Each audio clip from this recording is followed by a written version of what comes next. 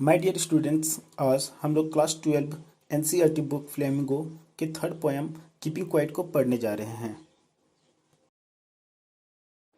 यह poem Pablo Neruda के द्वारा लिखी गई पोएम है।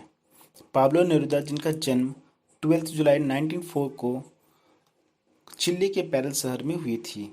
इनका वास्तविक नाम नेप्ताली रिकार्डो रेइस बोसाल्टो है और इनका निक नेम पाब्लो नेरुदा है।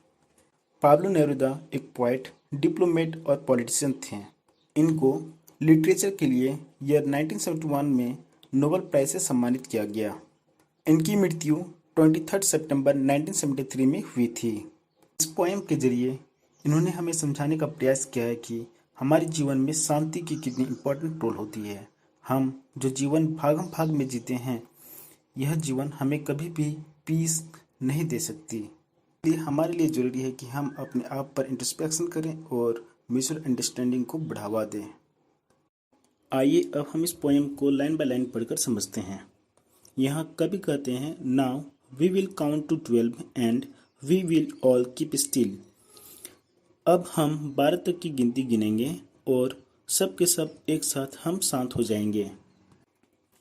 For once on the face of the earth, let's not speak in any language. Let's stop for a second and not move our arms so much. हम अपने चेहरे को धरती की ओर झुका लें और किसी भी भाषा का प्रयोग कर कुछ न बोलें। कुछ क्षण के लिए हम ना अपना हाथ हिलाएं और ना ही अपने पैरों को हिलाएं। It would be an exotic moment, without rush, without engine. We would all be together in a sudden strangeness. यह पल बड़ा ही अद्भुत होगा, क्योंकि इस पल में ना ही हमारे जीवन में कोई भागदौड़ होगी और ना ही कहीं से मशीनों की आवाज़ आएगी। हम अपने जीवन को शांति में महसूस करेंगे और हम इस विचित्र समय का एक साथ आनंद लेंगे। Fishermen in the cold sea would not harm whales, and the man gathering salt would look at his hurt hands. कभी यहाँ समझाने का प्रयास करते हैं कि हम मनुष्य पृथ्वी के प्रत्येक जीवों को तंग करते हैं, चाहे वह जीव धरती में रहने वाला हो या फिर समुद्र में रहने वाला व्हेल ही क्यों ना हो, और इसका परिणाम हम मनुष्य को ही भुगतना पड़ता है। हमें समझाते हैं कि हम इनसे होने वाले जख्मों को देखें और इनको रोकने का प्रयास करें। Those who prepare green wars, wars with gas, wars with fire, victories with no survivor. वे लोग जो इस सुंदर सी हरी भरी धरती के साथ विषैली गैसों से और आगों से युद्ध छेड़ दिए हैं, इस युद्ध में ना ही कोई विजय होगा और ना ही कोई जिंदा बचेगा। Would put on clean clothes and walk about with their brothers in the shade doing nothing. वे लोग सुंदर सुंदर कपड़े पहनकर अपने भाइयों के साथ बाहर निकले और पेड़ों के छांव पे आए और प्रकृति का आनंद ले। What I want should not be confused with total inactivity. Life is what it is about. I want no truck with death.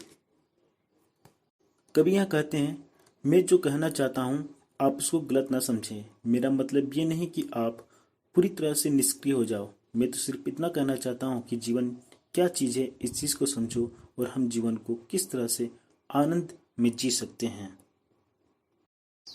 If we were not so single-minded about keeping our lives moving, कहते हैं, आज हम मन में एक विचार रखकर अपने जीवन को एक ही दिशा में भगाते रहते हैं। And for once could do nothing, perhaps a huge silence might interrupt the sadness of never understanding ourselves and of threatening ourselves with death.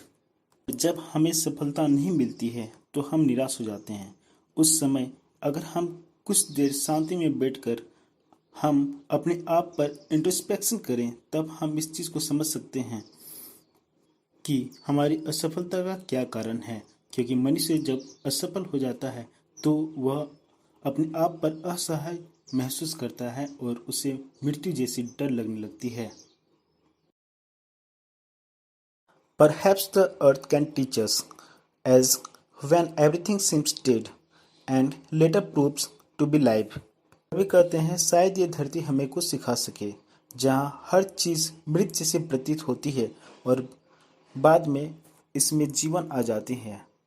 कहने का मतलब, गर्मी के दिन में धरती बंजर सी हो जाती है, लेकिन फिर भी धरती में जीवन पनप रहे होते हैं और जब बारिश की बूंद पड़ती है तो वही बंजर धरती हरियाली हो जाती है। Now I will count up to 12 and you keep quiet and I will go. अब मैं 12 तक का गिनती गिनता हूँ और आप सब शांत रहें और मैं चलता हूँ।